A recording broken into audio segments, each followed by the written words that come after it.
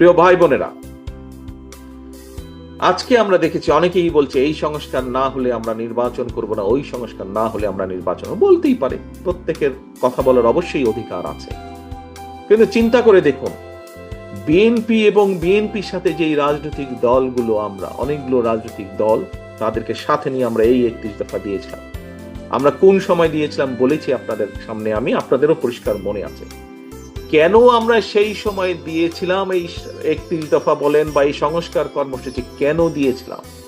কারণ বিএনপির দেশ পরিচালনা করার অভিজ্ঞতা আছে, বিএনপির অভিজ্ঞতা আছে, বিএনপির অভিজ্ঞতা আছে এই দেশের খাদ্য উৎপাদন কিভাবে দ্বিগুণ করতে হয়, বিএনপির অভিজ্ঞতা আছে কিভাবে এই দেশের নারী সমাজকে শিক্ষার আলোয় আলোকিত করে দিতে হয়, বিএনপির অভিজ্ঞতা আছে কিভাবে এই দেশের লক্ষ কোটি শ্রমিককে বিদেশে কর্মসংস্থানের ব্যবস্থা করে দিতে হয়, বিএনপির অভিজ্ঞতা আছে কিভাবে এই দেশে শিল্প কারখানা তৈরি করতে হয় বা তৈরি করা যেতে পারে এবং তার মাধ্যমে কর্মসংস্থানের ব্যবস্থা করা যেতে পারে।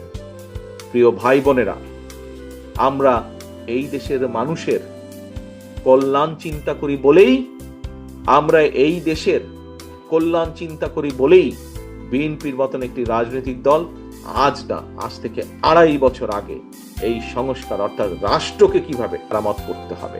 কারণ প্রিয় সহকর্মীবৃন্দ, আমার ঘরই যদি না থাকে আমি কোথায় আশ্রয় নিব? কাজেই এই বাংলাদেশ যদি ঠিক না থাকে তাহলে এই কোটি কোটি মানুষ কোথায় যাবে?